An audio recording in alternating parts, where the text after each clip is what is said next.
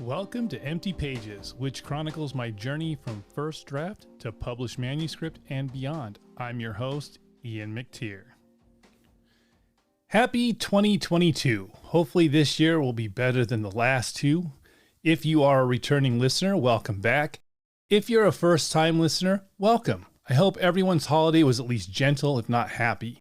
I do apologize for the lateness of this episode. I had hoped to be back sooner, but I was really sick for a little over 3 weeks and it took me down and it took me some time to recover.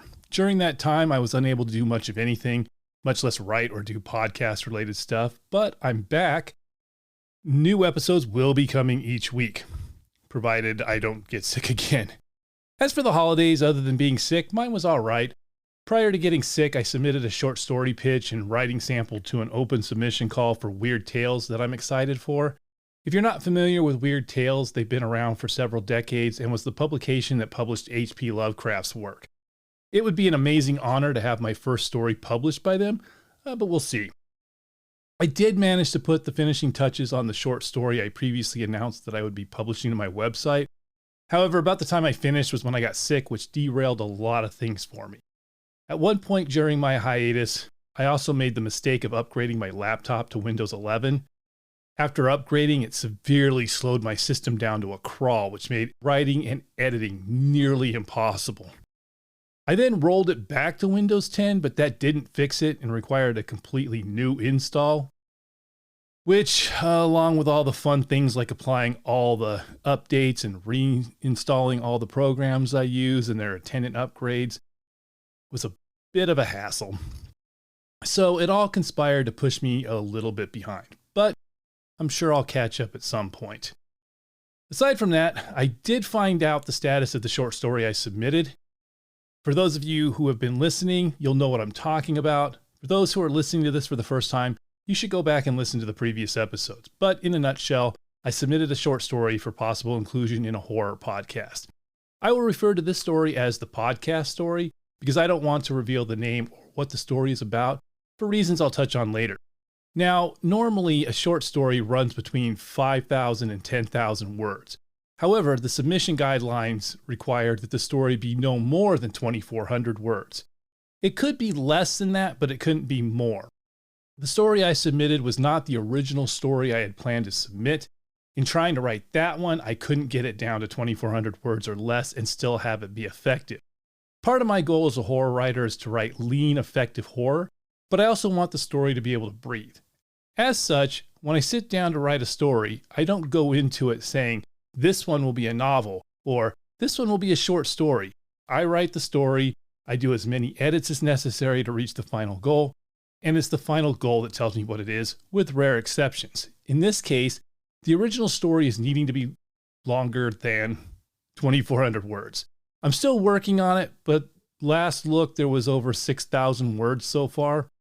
Where it will end up is anyone's guess because I still have to finish the first draft, then do the edits.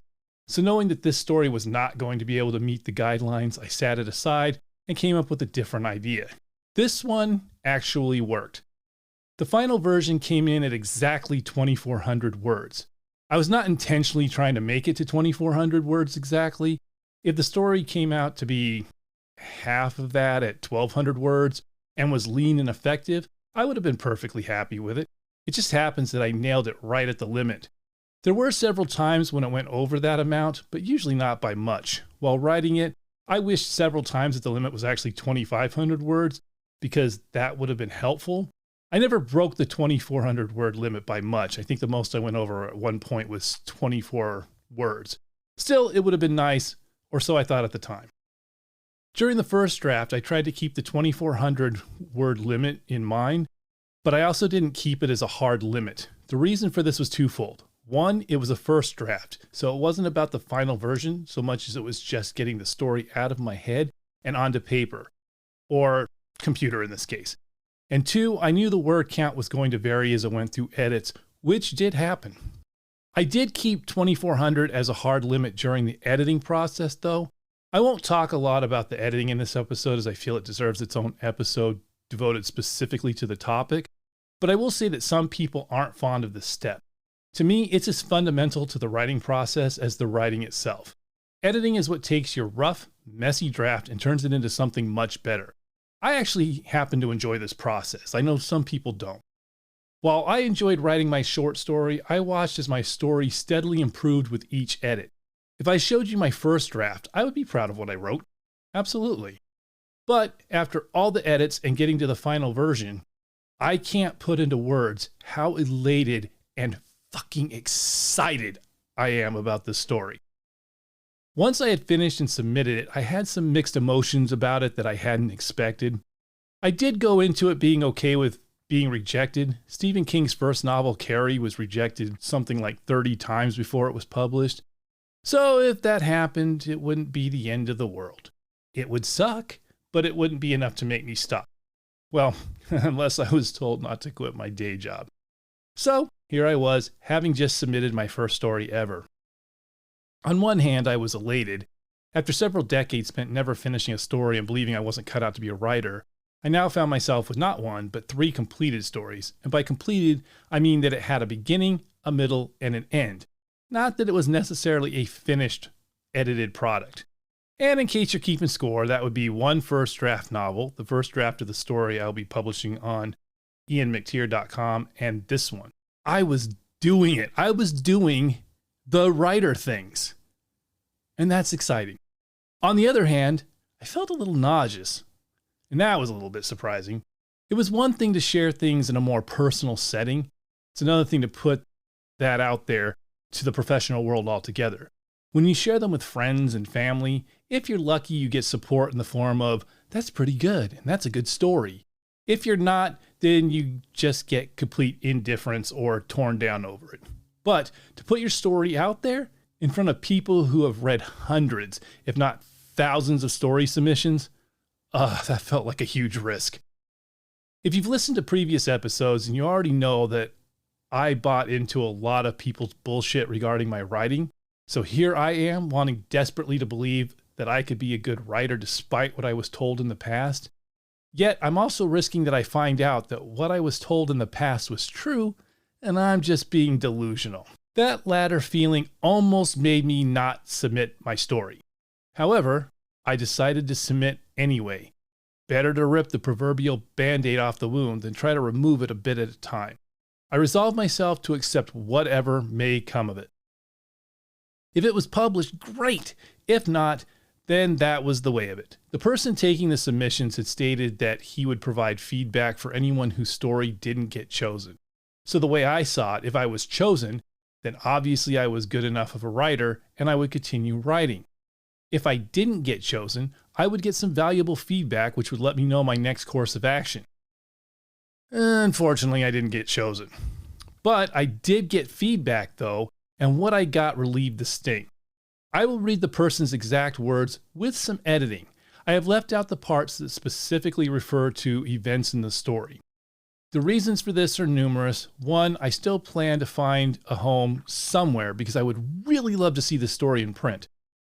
2, it's no longer limited by 2,400 words, so I want to take a few more passes at it and see if I can make it a bit better. I am completely fine with this version, so if it stays at this length, I'm more than fine with it. That said, it can't hurt to take another pass or two. And 3, based on feedback I've gotten from others in addition to the podcast host, the story works. It's lean and effective, and it works exactly how I intended it to. And I wish to avoid spoilers because the end is way more effective without them. And by end, I mean the end of the story. Now to the feedback. Per the podcast host. Quote, I loved your story. The only reason I didn't select it for this round was simply because the story I did in October had blank in it, and I had a variety of excellent stories to choose from this time around, so I had to look for reasons to narrow it down.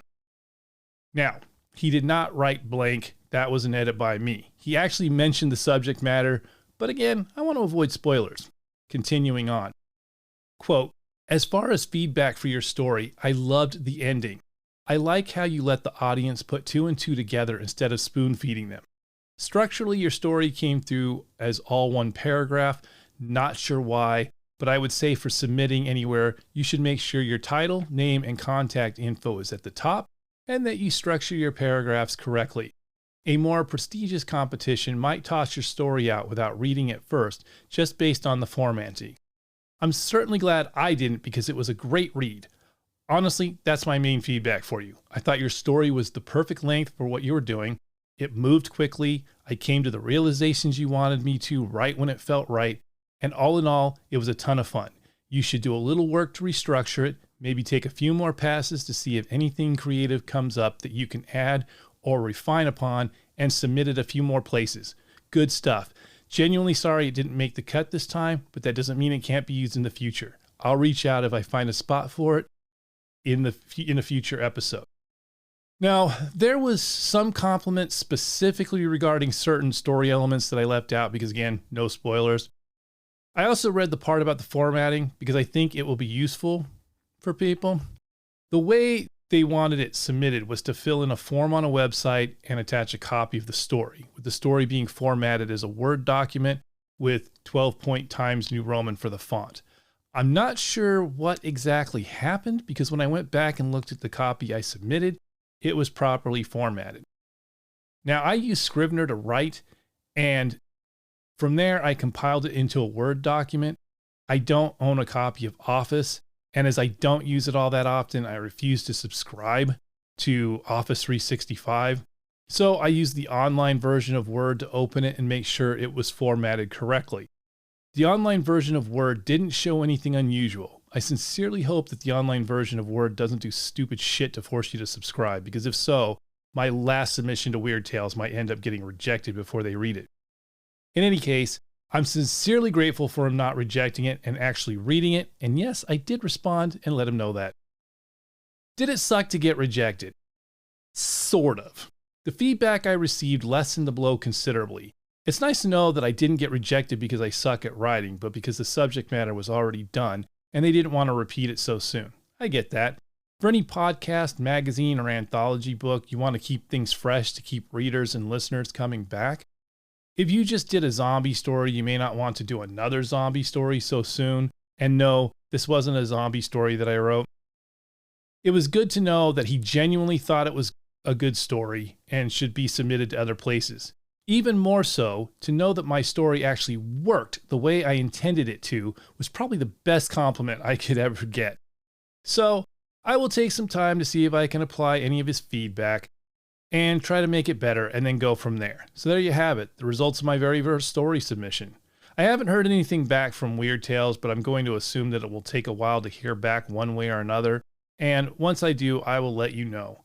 Oh, and as far as the short story that I had planned to publish on my website, that will be done soon, so keep an eye out for the announcement. In the meantime, stay classy and write and submit those stories. This has been another episode of Empty Pages. If you enjoyed what you heard and want more of it, you can follow me at Apple Podcasts, Spotify, Stitcher, or wherever you get your podcasts from. Please leave me a review, as that really helps me out. And if you do, you might find your review featured in a future episode. You can find me at ianmactire.com, as well as on Twitter and Instagram as @IanMacTire. Until next time, I'm Ian, and this is Empty Pages. Stay classy and write those stories.